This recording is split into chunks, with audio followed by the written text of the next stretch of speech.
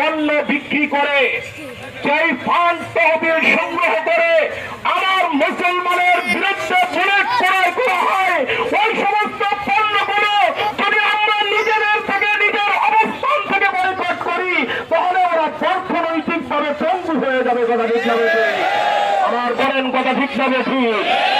বাংলাদেশের সমস্ত জনগণ তাদের জাকাতের একটা অংশ, সরকার একটা অংশ স্বতঃস্ফূর্তভাবে এবং তাদের দানের একটা অংশ স্বতঃস্ফূর্তভাবে সরকারি কোষাগারে আমরা তাদের জমা দিতে পারি, এরকম একটা ব্যবস্থা আপনাকে আমরা বর্তমান তত্ত্বাবধায়ক সরকারকে আমরা অনুরোধ জানাবো এরকম একটা অ্যাকাউন্ট করার জন্য, যাতে বাংলাদেশের সমস্ত জনগণ ফিলিস্তিনিদের পাশে দাঁড়াইতে পারে। কথা ঠিক যাবে ঠিক।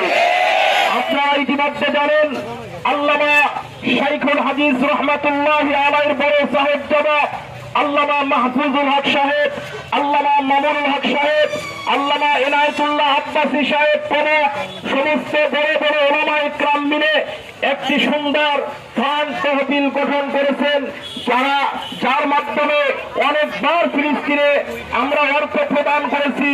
আমরা ফেসবুকের মাধ্যমে এবং বিভিন্ন ইন্টারনেটের মাধ্যমে আমরা দেখতে পেয়েছি, যে জানে এই তথ্যটা তার কাছ থেকে জেনে অন্তত 10টা টাকা হইলে আমার ফিলিস্তিনি ভাইদের জন্য আমার নিজের থেকে আমরা খরচ করবো। রাজি আছি ইনশাআল্লাহ। আমরা 10 টাকা, 20 টাকা, 50 টাকা, 100 টাকা হইলে আমরা ইনশাআল্লাহ ফিলিস্তিনিদেরকে আমরা দিব এবং আস-সুন্নাহ ফাউন্ডেশনের সাথে আমরা যোগাযোগ করব। তারাও ফিলিস্তিনিদের পাশে যদি দাঁড়াইতে পারে আমরা ইনশাআল্লাহ জাকাত ফান্ড উত্তোলন যেভাবে আমরা করি ওইভাবে করে আমরা ফিলিস্তিনিদের পাশে দাঁড়াবো। সম্মানিত মুসলমান ভাইয়েরা, তাওহীদি জনতা, একটা কথা আমি আপনাদেরকে স্পষ্টভাবে বলতে চাই, আমরা যেমন ভাবে কিছুদিন আগে কোকা-কোলাকে, আরসি কোলাকে, কোকা-কোলা এবং সেভেন-আপকে বয়কট করেছিলাম, তারা চোখে আঙ্গুল দিয়ে কেঁদেছিল। আমরা দেখাইতে চাই ইন্ডিয়ার সমস্ত পণ্যকে আমরা বয়কট করব এবং ফিলিস্তিনের বিরুদ্ধে যেই পণ্য বিক্রি করে, যেই ফান্ড তহবিল সংগ্রহ করে আমার মুসলমানের বিরুদ্ধে বুলেট ক্রয় করা হয়, ওই সমস্ত পণ্যগুলো যদি আমরা নিজেদের থেকে নিজের অবস্থান থেকে বয়কট করি তাহলে ওরা অর্থনৈতিক ভাবে পঙ্গু হয়ে যাবে। কথা ঠিক যাবে। আমার প্রিয়